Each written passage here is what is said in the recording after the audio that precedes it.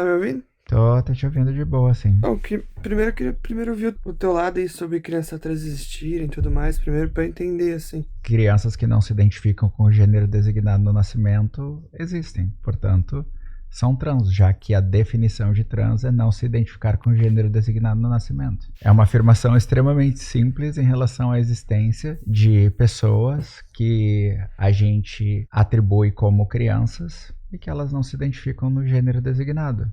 Só isso. Mas tu acha que uma criança tem desenvolvimento cognitivo pra saber de uma coisa tão desenvolvida assim, de Hein? uma identidade própria? Porque, tipo assim, tudo bem, a criança vai lá, nasce, ela aprende que ela é homem ou que ela é mulher por causa de todo o sistema, de como ela veio e tudo mais. E a pessoa fazer uma transição de gênero ou alguma coisa do tipo é uma coisa que afeta muito na vida da pessoa. Tá, mas peraí.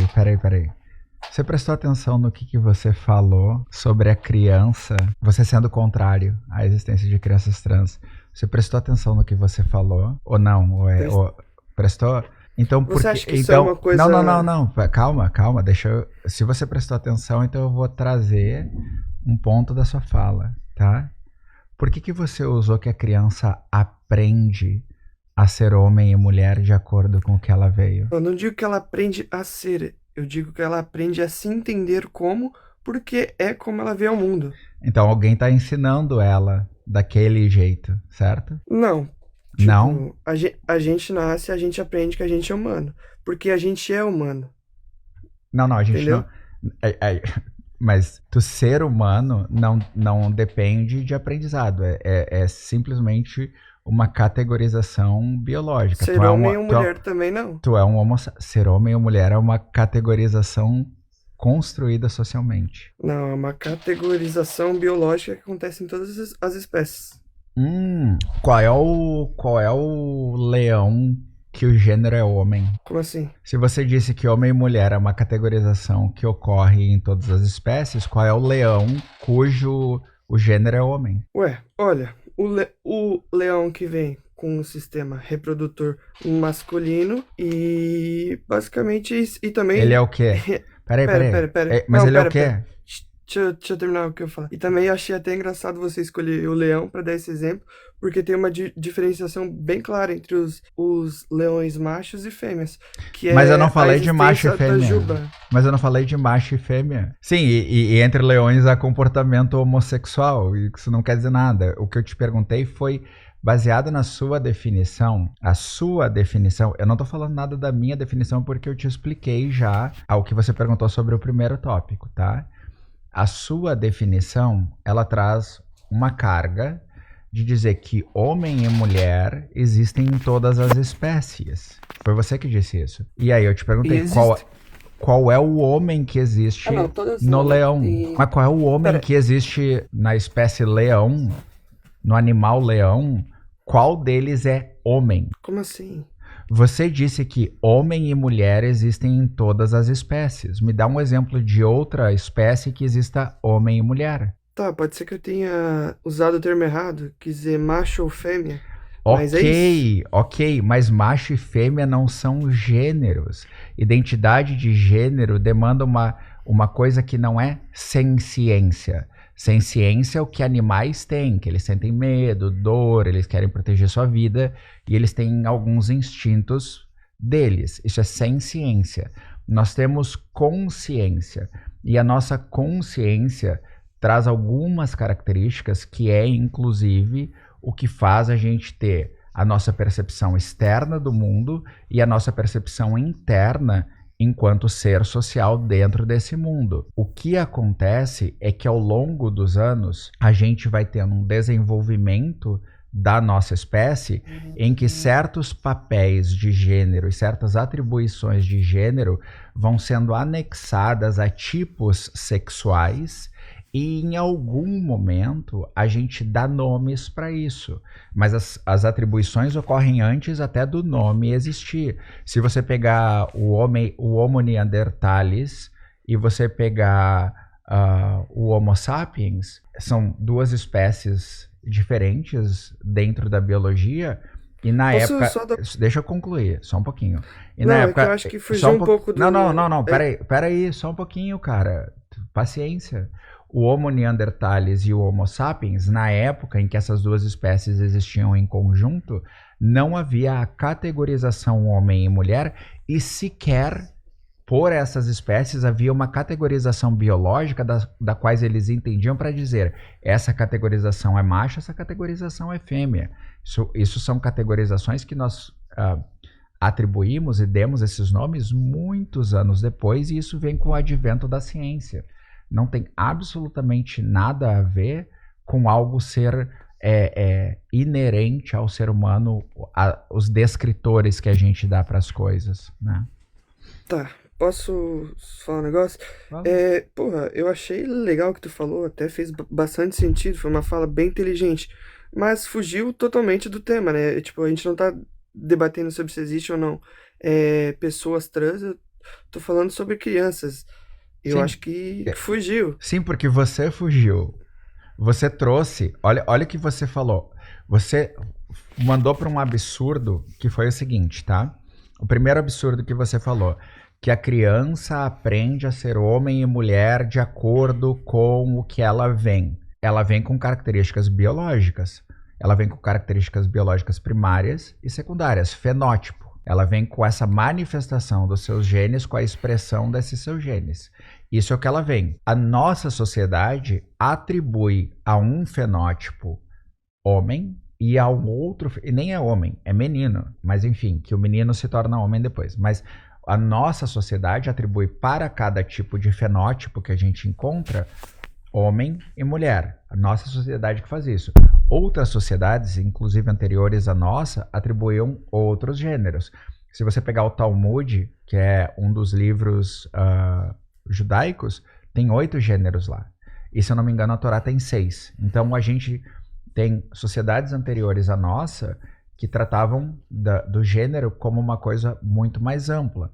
Se a gente pegar sociedades, por exemplo, nativo-americanas, elas têm a existência de 2 espíritos. Se a gente pegar a Índia, elas têm o terceiro gênero, que são as Hadras. O gênero, ele não é uma coisa biológica, ele é uma construção da sociedade que atribui certas definições e certos papéis a cada um dos fenótipos, mesmo a gente tendo fenótipos que não são extremamente binários, por isso até o segundo tópico ali. E aí vem o grande problema. Um ser humano, ele precisa se auto-perceber enquanto ser social, enquanto ele interage com esse mundo, para entender quem ele é nesse mundo. Então, E tu acha que uma criança consegue ter esse discernimento para saber o que ela é ou não é? Mas então uma criança não pode ser cisgênero também.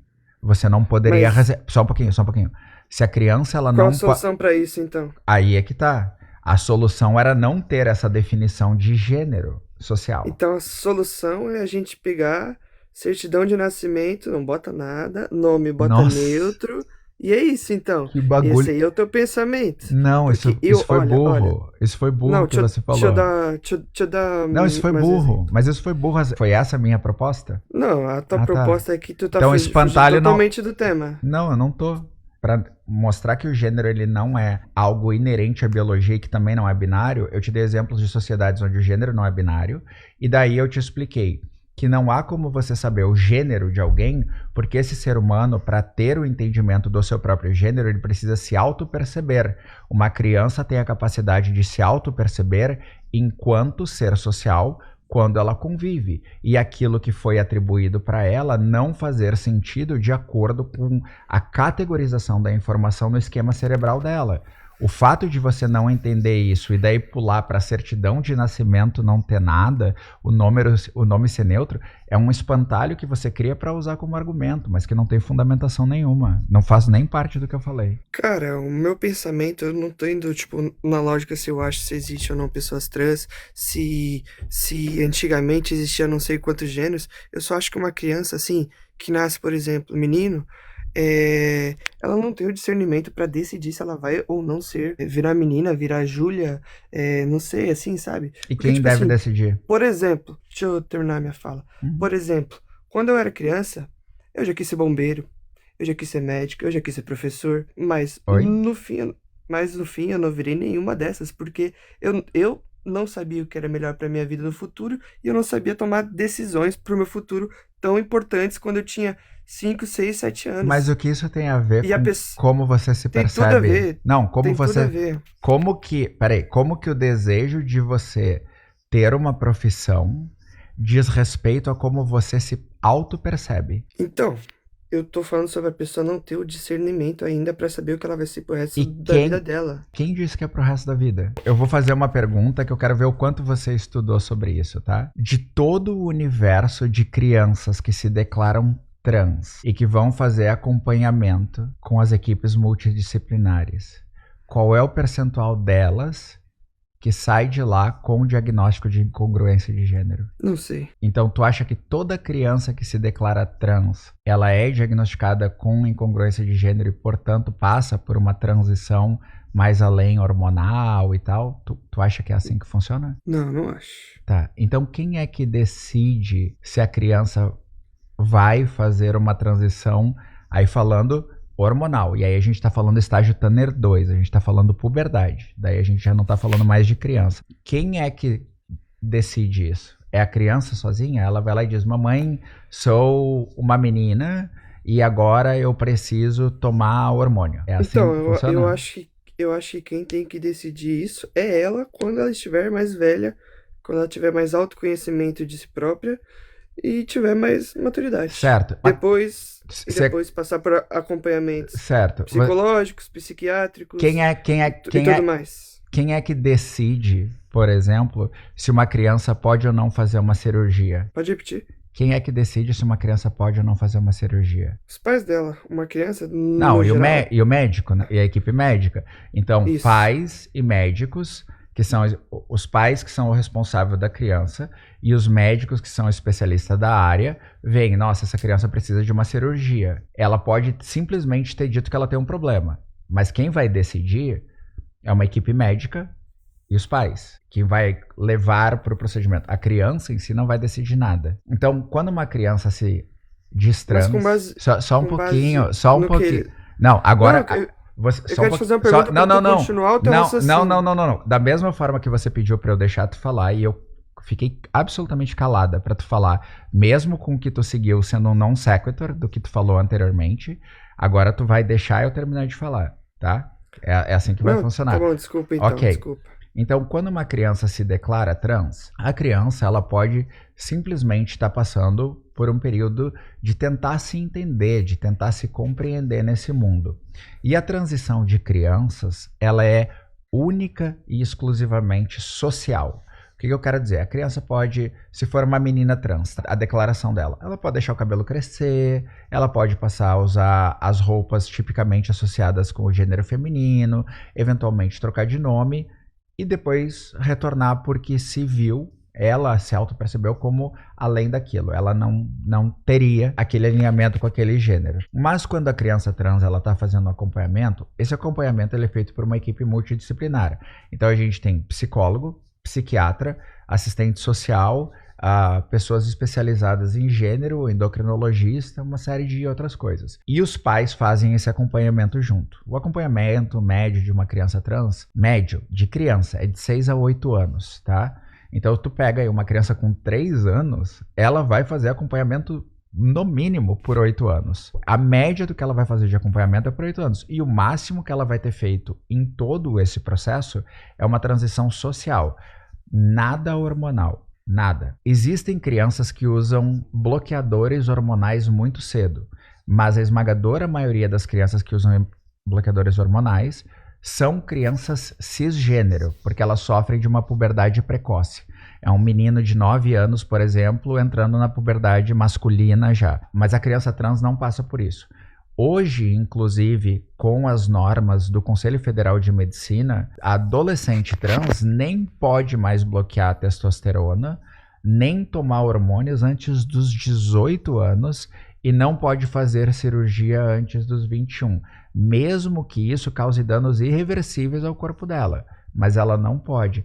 Então, a sua oposição é ao fato de que uma equipe médica que acompanhou uma criança por 6 a 8 anos, pelo menos, junto com os pais, não tem a capacidade, utilizando ciência como base, de diagnosticar uma criança com incongruência de gênero e ela ser então trans. Esse é o seu argumento, que não é que a criança decide, porque ela não decide nada sozinha. O seu argumento é que a equipe médica e os pais que fazem parte desse processo são completamente incapazes, mesmo utilizando a ciência para fazer esse diagnóstico. Olha, te falar, aprendi bastante com você falando agora. E realmente eu não entendia tanto assim do assunto.